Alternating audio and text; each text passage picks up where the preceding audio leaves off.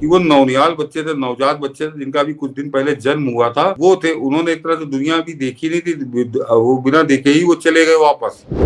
ये निश्चित तौर पर साजिश है मनीष जी। उसके अंदर 54 बच्चे भर्ती थे उस वार्ड के अंदर। तो वो कुछ लोग तो बेचारे खुद अपने बच्चे लेकर भागे वहां से, तरह से निकले कि वो पूरी एक किताब छपवा के बंटवा रहा था बड़े गुप्त तरीके से, जिसमें वो पूरे यही वोट जिहाद वाला उसका पूरा एजेंडा चल रहा था।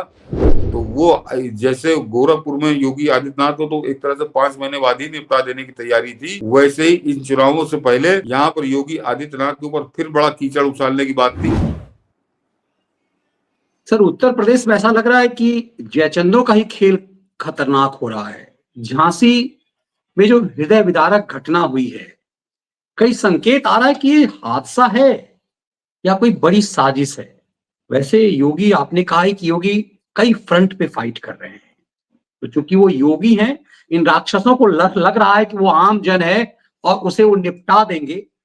योगी ने झांसी की साजिश पर गजब का हंटर चलाया है। देखिए, जो झांसी के अंदर दुर्घटना हुई है मनीष जी, वो बड़ी हृदय विदारक है। उसके लिए कुछ भी शब्दों में उसको हम व्यक्त नहीं कर सकते। कि वो नौनियाल बच्चे थे, नवजात बच्चे थे, जिनका भी कुछ दिन पहले जन्म हुआ था, वो थे। उन्होंने एक तरह से दुनिया भी देखी नहीं थी, वो बिना देखे ही वो चले गए वापस। लेकिन जरा गौर करिए कि उस घटना के पीछे की जो जांच है, तो योगी आदित्यनाथ ने त्रिस्तरीय जांच की है, 3 स्टेज पे इसकी जांच होगी, और उसके बाद जो दोषी होता है क्या होता है। लेकिन मुझको एक शंका है कि ये निश्चित तौर पर साजिश है मनीष जी। उसके अंदर 54 बच्चे भर्ती थे उस वार्ड के अंदर। तो वो कुछ लोग तो बेचारे खुद अपने बच्चे लेकर भागे वहां से, कुछ जिस तरह से निकले। लेकिन 10 बच्चों की मौत हो गई और 16 बच्चे जो हैं वो घायल हैं। उनका उनका इलाज अभी चल रहा है। तो उसमें ईश्वर उनको सबको रक्षा करे, वो सब स्वस्थ हो जाएं। बिल्कुल इसी तरह की घटना मार्च 2017 में जब योगी आदित्यनाथ मुख्यमंत्री बने थे, और 12 अगस्त या 11 अगस्त है, मैं भूल रहा हूँ, कि 11 अगस्त 2017 को, यानी उनके मुख्यमंत्री बनने के 5 महीने बाद उनके गृह जनपद गोरखपुर में हुई थी। 54 बच्चों ने वहां पे ऑक्सीजन की कमी के कारण दम तोड़ दिया था, उनका दम टूट गया था। और उसके बाद किस तरह से योगी आदित्यनाथ के खिलाफ एजेंडा चला। लेकिन बाद में पता चला कि वो गोरखपुर अस्पताल में डॉक्टर कफील था एक, उसको वो आया, नामजद हुआ, उसको उसको सस्पेंड किया गया। बाद में 9 महीने वो जेल में रहा। और उसके बाद फिर वो कोर्ट वोर्ट से लड़ाई लड़के अपनी अपने जब उसने सस्पेंशन वापस कराया, तो योगी आदित्यनाथ ने उसको बर्खास्त कर दिया। और आज भी वो मुकदमेबाजी कर रहा, अभी तक उसकी बर्खास्तगी वापस नहीं हुई है। और वो खुलकर जो है, मैं बताऊं आपको कि वो बाद में खुलकर वो समाजवादी पार्टी में शामिल हुआ, समाजवादी पार्टी की जिंदाबाद करने लगा। और जब वो डॉक्टर रहते हुए भी वो समाजवादी पार्टी का ही बड़ा समर्थक था।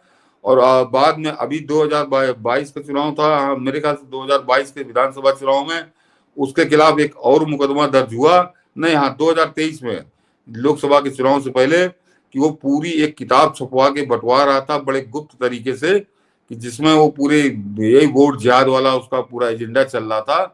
और उसमें उसके खिलाफ एक कृष्णानगर थाने में उसके खिलाफ FIR दर्ज हुई है, वो भी केस उसके ऊपर दर्ज है। तो इस तरह का डॉक्टर क्योंकि वहां पे इंचार्ज था, और उसने इतनी बड़ी घटना वहां पे अंजाम दे डाली थी। तो वो जैसे गोरखपुर में योगी आदित्यनाथ को तो एक तरह से 5 महीने बाद ही निपटा देने की तैयारी थी, वैसे ही इन चुनावों से पहले यहाँ पर योगी आदित्यनाथ के ऊपर फिर बड़ा कीचड़ उछालने की बात थी। क्योंकि वो जो बटोगे तो कटोगे का नारा है, वो बिल्कुल घातक होता चला जा रहा है। पूरा हिंदुस्तान एक तरह से उस नारे के साए में है। हमारे यहाँ एक केशव मौर्य की नहीं समझ में आ रहा, उसको पता नहीं क्यों बड़ी घृणा है कि बटोगे तो कटोगे से वो क्या बांटने काटने का प्लान बना रहा है। तो वही बतावे, उसको आकर ये बता देना चाहिए कि बांटने काटने का उसका प्लान क्या है। क्योंकि बटोगे तो कटोगे से उसको आग क्यों लग रही है, ये इस उत्तर प्रदेश का deputy chief minister Keshav Maurya आकर जरा बताए दुनिया को कि उसको क्यों नफरत हो रही है। तो उस नारे के साए में जो हिंदुस्तान है, उस नारे के तो एक तरह से फिर योगी आदित्यनाथ पे अटैक भी हो सकता है। क्योंकि वो जो आग लगी मनीष जी, वो जो ऑक्सीजन बनाने वाली मशीन उसके ऊपर उसमें कहीं वो आग भड़की, और ये पता चला कि वहां पर एक भी जो फायर आग बुझाने वाला सिलेंडर था, एक भी वो भरा हुआ नहीं था, सब खाली थे। तो क्या प्री प्लान्ड तरीके से खाली थे या पहले से साजिश के तहत उनको खाली रखा गया था। और वहां के जो कर्मचारी थे वो बताते हैं सब भाग गए वहां से। कुछ लोगों की मदद से वो निकाला गया है बच्चों को। उसके बावजूद 10 बच्चे वहां पे उनके देहांत हो गया, 16 बच्चों का इलाज चल रहा है। और योगी आदित्यनाथ ने भी इसीलिए, वो जो हमारे यहाँ स्वास्थ्य मंत्री दूसरा डिप्टी चीफ मिनिस्टर है, स्वास्थ्य विभाग उनके समय में कैसे झंडे गाड़ रहा है, ये उत्तर प्रदेश में रहने वाला सब जानता है। वो भी मुख्यमंत्री का सपना देख रहे हैं, तो उनके हाथ से सब निकाल लिया योगी आदित्यनाथ ने, अपने हाथ में कमान ले ली है। और उन्होंने 3 स्तरीय जांच इसकी बैठा ली है, और इसकी जांच का मनीष जी बहुत बढ़िया परिणाम आएगा, सामने आएगा। उन बच्चों को तो वापस नहीं ला सकते, लेकिन हाँ, दोषी जरूर पकड़ में आएगा कि इसमें दोषी कौन था, और उसको दंड निश्चित तौर पर मिलेगा।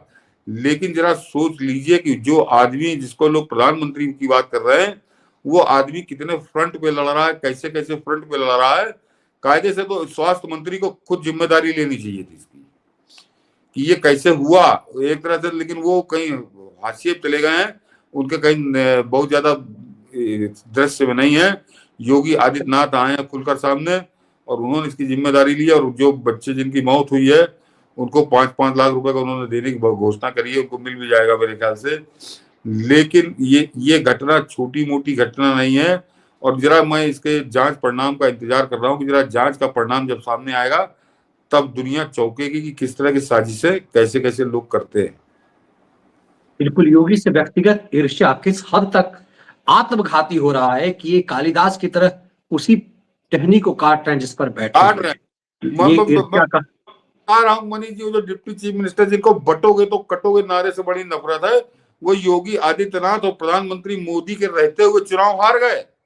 जिस समय योगी और मोदी नहीं होंगे तो उनकी जमानत जब्त होगी उनके घर में, उनकी जमानत जब्त होगी। ये उनकी हैसियत है राजनीतिक, और वो सपना देख रहे हैं चीफ मिनिस्टर का, और योगी आदित्यनाथ का विरोध कर रहे हैं। तो इनकी हैसियत जरा समझ लीजिए क्या है। ये अपनी गिरेबान में नहीं आते, अपनी औकात नहीं देखते, और टकरा कहाँ रहे हैं, किस लकीर से छोटी करने की साजिश कर रहे हैं अपनी तबाही। मैंने कहा ना, इनका एक उद्देश्य है कि सब बढ़ जाए, सब टूट जाए, सब खत्म हो जाए, बस इनको मुख्यमंत्री बना दिया जाए। इनका सपना केवल इतना ही है। तो जो ये मुख्यमंत्री बनने का सपना देख रहे हैं, और जो लोग इनको दिखा रहे हैं, उन दोनों के लिए खतरे का घंटा है, अगर ये सपना देखने वाले हैं तो।